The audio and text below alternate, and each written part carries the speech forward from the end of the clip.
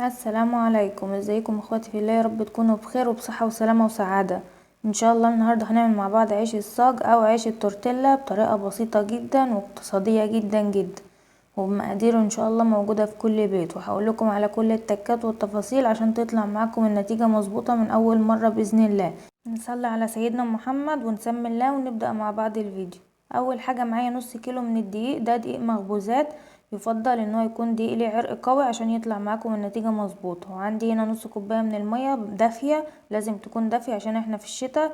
بدوب فيهم نص معلقة صغيرة من الملح، وبنزلهم كده على العجينة وببدأ اعجن بايدي، وبنزل بالمية واحدة واحدة. المية دي دافية طبعا زي ما قلت عشان تاخدوا افضل نتيجة والعجينة تريح معاكم تبقى كويسة.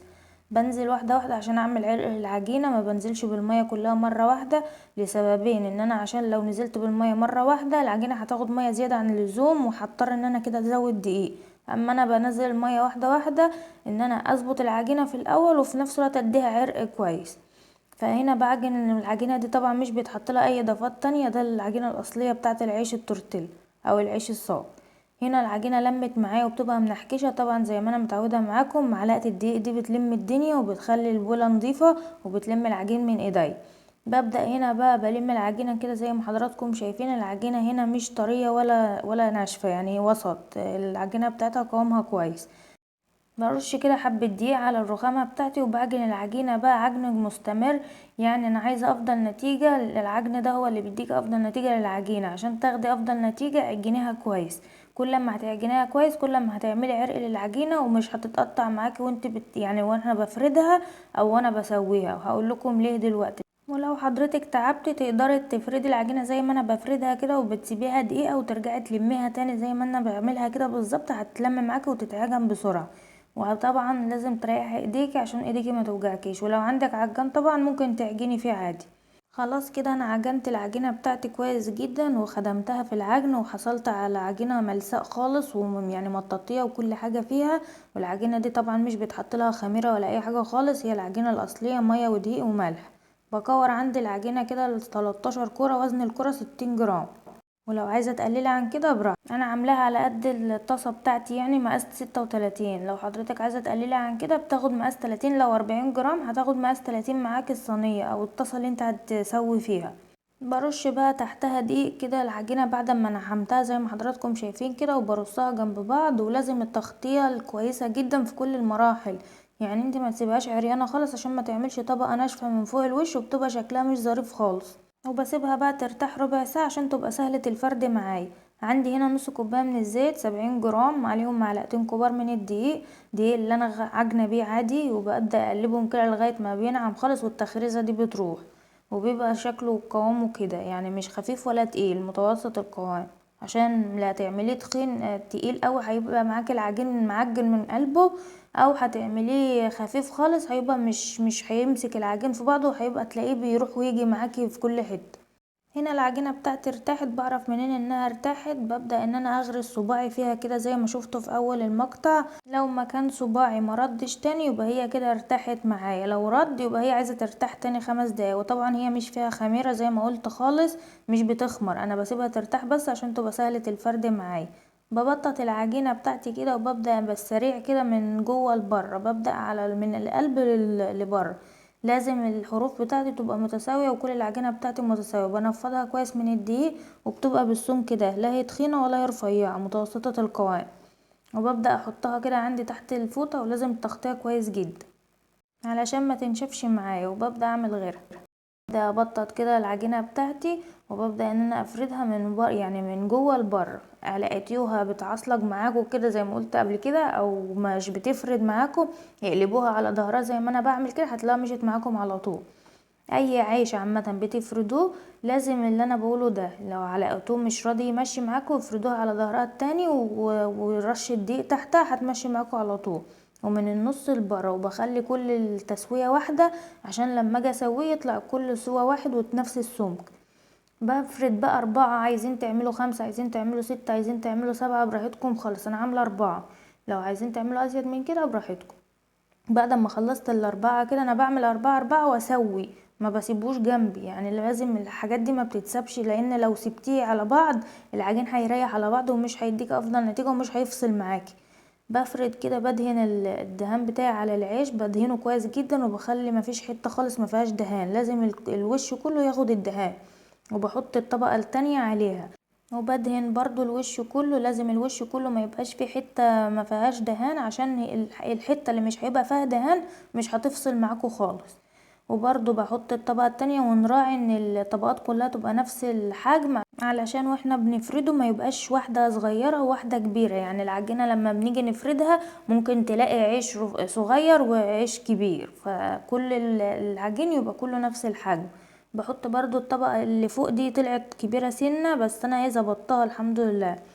بفرد بقى على طول كده، ما بستناش انها تريح، لان لما زي ما قلت لكم كده انها لو ريحت هتريح العجين خالص على بعضه ومش هيفصل معاكم. رشه دي وببدا افرد العجينه بتاعتي كده وبتكه من النص لبره، ولازم تتكوا على الحروف كويس جدا عشان الحروف بتاعتكم ما تطلعش يعني تخينه. بتلاقوها مش راضيه تفرد، يقلبوها رشه دي تحتها بسيطه خالص ويقلبوها على الوش التاني، هتلاقوها مشيت معاكم على طول. بخلص بقى فردها برضو زي ما قلت لحضراتكم من جوه لبره كده، باخد من القلب للحروف وبتك على الحروف قوي عشان خاطر الحروف ما تبقاش تخينه معايا. هنا بخلصها وبسوي على طول، بس انا ما جبتش التسويه دلوقتي عشان اوريكم الطريقه التانية للفرد. دي بفرد واحده بس، مش لازم طبقات، لو مش عايزه تعملي طبقات عادي. بفرد واحده بس كده وببدا اعملها كده زي كانك بتعملي رقاقه بالظبط، من جوه لبره، وبتك برضو من القلب لبره كده وبتك على الحروف عشان الحروف ما تبقاش تخينه معايا. وببدأ هنا ما لقيتوهاش بتمشي رشة دقيق بسيطة واقلبوها على الوش التاني برضو. هنا بفرد برضو العجينة كده، ونراعي ان القلب ما يسقطش منك، او يعني القلب يبقى خفيف معاكم والحروف بتاعتكم تخينة ومش كويسة خالص، فخلوا ايديكم ميزان لحاجتكم. ونحط ايدينا على العجينة كده، وكده كده انتوا بتحسوا بالحتة التخينة بتاعتكم بتفردوها. انا على طول بحسس على العجينة كده عشان الحتة اللي بتبقى تحتها مش عجباني وتخينة ببدأ ان انا افردها. زي ما انا شفت كده، دي الحته ديت كانت تخينه شويه، بدات ان انا افردها زي ما انتم شايفين كده وبتك على الحروف قوي عشان ما تبقاش تخينه معايا.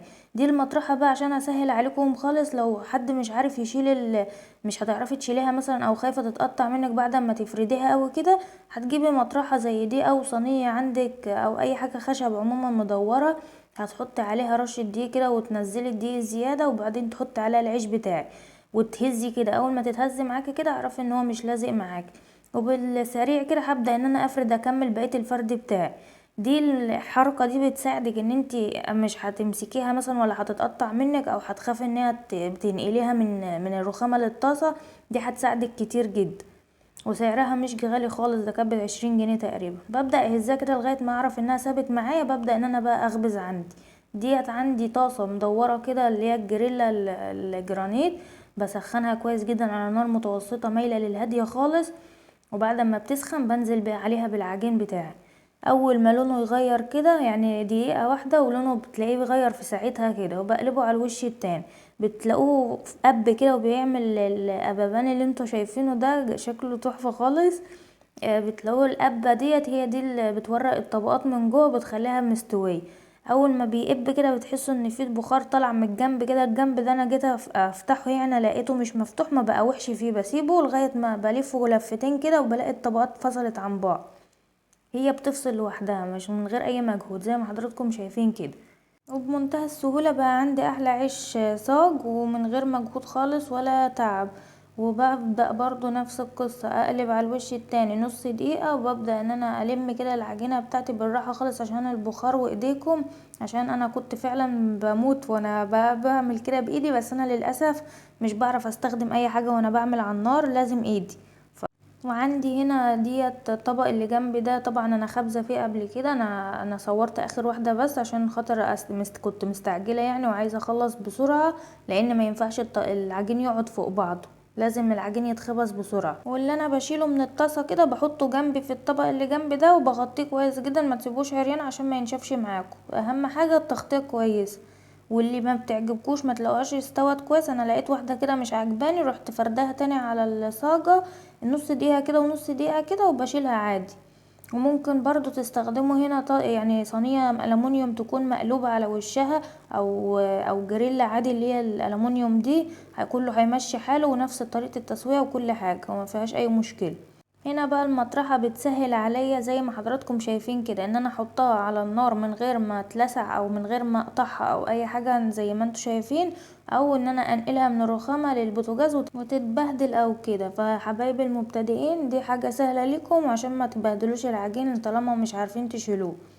هنا بقى ببدأ ان انا اقلب كده كل نص دقيقة على الوش التاني لغاية ما بيعمل الفقاقيع بتاعته دي وبيعمل لون ذهبي بسيط خالص. انا سهيت عنه سيكة بسيطة ديت ما حطيتهاش في الطبق على طول فنشفت مني بسيط، فلازم اي اللي انتوا بتعملوه تخبزوه تحطوه في الطبق على طول وتغطوه ما تسيبوش حاجة عريان. وهي دي اللي انا بقول عليها ان انا عاملاها المطرحة اللي نشفت معايا باين عليها خالص. بقول لكم على كل حاجة بصراحة عشان تخلوا بالكم وانتوا بتشتغلوا. والعيش طالع ما شاء الله طري وخفيف والتحفة جدا، ايدي باينة من تحته بيتكلم عن نفسه، وسهل جدا واقتصادي بمية ودقيق وملح هتعملي احلى عيش صاج في الدنيا. وبألف هنا وشفا يا رب على حضراتكم. ويا رب ما كنش طولت عليكم الفيديو واكون فدتكم بمعلومة ولو بسيطة. واخواتي اللي نوروني بالاشتراك نورتوني وشرفتوني. دمتم في حفظ الرحمن، مع الف سلامة.